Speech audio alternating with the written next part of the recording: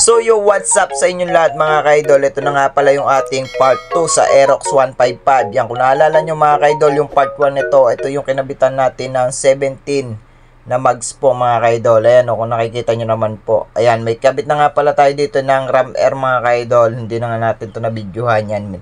Dilagyan din natin ng filter po mga kaidol. Yan, kung naalala nyo, ito po yung kinabitan natin ng mags na 17 po mga kaidol. Tapos ang gagawin naman pala natin dito mga kaidol ay magkakabit po tayo ng engine support po plus 2 po, 2.5 po mga kaidol.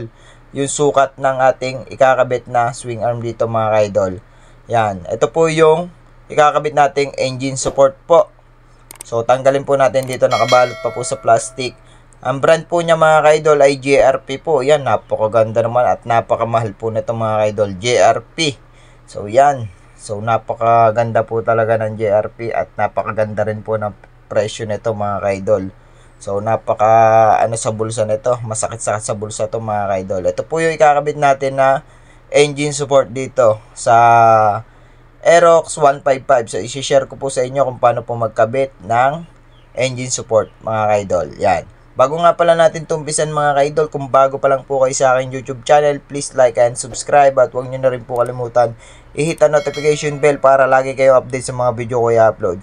So ayun lang po mga kaidol, pakipollow na rin po ako sa aking FB page para lagi kayong update sa tuwing mag-upload tayo doon mga kaidol. So yun lang mga kaidol, tara umpisa na natin to, let's go!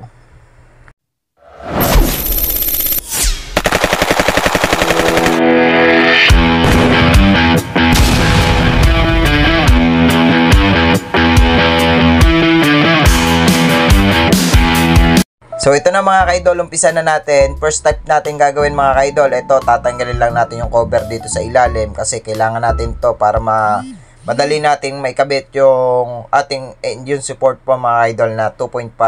So tatanggalin din po natin tong cover na to kasi may binabago tayo dyan, may nababatak po kasi diyan na hose, yung sa hose po ng breather at saka yung sa fuel. Ayan po, kailangan nyo pong tanggalin yan at saka yung ram air. Yan, so tinanggal na po natin. So ngayon, nasusunod natin mga kaidol ay kumuha lang po kayo ng pangalang dito sa ilalim.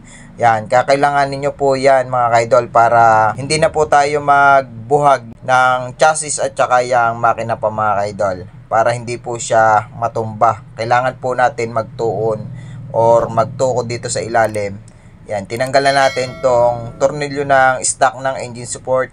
12mm at 14mm po yung tornilyo niyan mga kaidol. So nagpabili din po ako dito mga kaidol ng tornilyo kasi hindi nga po kakasya yung stock na tornilyo nito. Ayan po yung mga kailanganin nyo mga kaidol. Yan, tanggalin lang po natin yung tornilyo ng stock ng engine support. Yan. So ngayon, itinutulak po natin ng screw po kasi maganit po siya mga kaidol. Yan. So kailangan po pag magkakabit kayo nito mga kaidol ay may katulong po kayo na tigahawak po nung chassis po.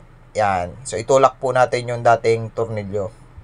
Yan. So ngayon ito mga kaidol, kailangan din natin tanggalin tong cover para madali po natin matanggal yung ehe. Yan. So babanggarin po kasi yung ehe. Yan, luwagan po natin tong ehe na to mga kaidol. So itutulak-tulak lang po natin na ganyan. Ayan po ang haba po ng ehe ng Aerox 155. So ngayon natanggal na po natin yung mga tornilyo.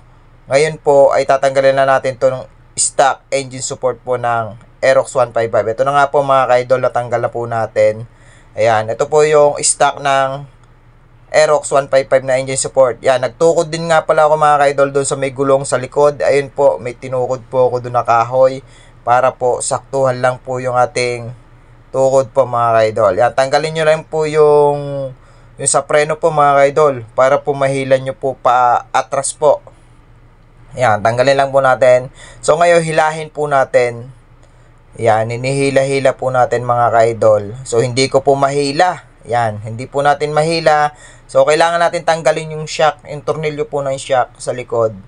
Yan, para po mahil natin at mamaya na rin po natin ikakabit tong shock na to sa likod. At ito na nga po mga kaidol, tinanggal ko nga po yung shock. Ayan, natanggal na po natin yung tornilyo. So ngayon, nahihila na po natin yung engine. Ayan, nahila na po natin. At ito na nga pala mga kaidol, yung engine support na ikakabit natin. Eto, nagtabas nga pala ako dito mga kaidol kasi hindi po siya pumapasok. So, sobrang sikip po niya. Pag po kayo nagkabit nito mga kaidol, ay tabasan nyo na po. Yung sa loob po mga kaidol. Hindi po talaga papasok pagka sinalpak nyo to. Kaya ang ginawa ko dyan mga kaidol, nagtabas po ako. So, dito sana pinag-iisipan ko kung ito yung tatabasin kong bushing. So, ang tinabas ko na lang po yung engine support. Yung ilalim lang naman po yung masikip. Kaya, tinabasan po natin. So, yan po. Ikabit na po natin tong plus 2.5 na engine support na GRP po mga kaidol. Ayan, kinakabit na po natin. So, ang tigas pa rin po niya mga kaidol. No? Sa pilitan lang po nating pinapasok. Sana naman po sa GRP na gawa nito mga kaidol ay laki-lakihan po yung saktuhan po para hindi po mahirapan yung nagkakabit na ito mga kaidol. Yan. Shoutout po sa GRP na gumagawa po nito mga kaidol. Yan. So, ito na nga po mga kaidol, naipasok na po natin. So, meron po tayo binagong wire. Yung ano po, yung hose po mga kaidol. Yan, makikita nyo naman po diyan mga kaidol, yung nabanat na hose. Kaya kailangan nyo tanggalin yung luwagan nyo para hindi po siya maputol po. Ayan, sinusungkit-sungkit ko dito at tinatama ko po yung tornilyo na ikakabit natin. So, nagpabili lang po ako dito mga kaidol ng tornilyong mahaba kasi hindi po aari yung stock. Yan, pag magkakabit po kayo ng tornilyo nito, yan, kailangan po mahaba. So, ito na nga pala mga kaidol, yung update sa atin. Ito na nga pala, natapos na natin yung kinabitan natin ng engine support po mga kaidol. 2.5 po, yan, natapos na po siya.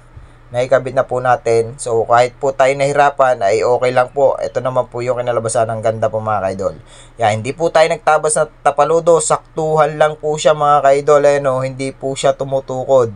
Kahit po laruin natin yan, hindi po siya sumasayad. Kahit po may angkas. Tinesting na po namin to mga kaidol.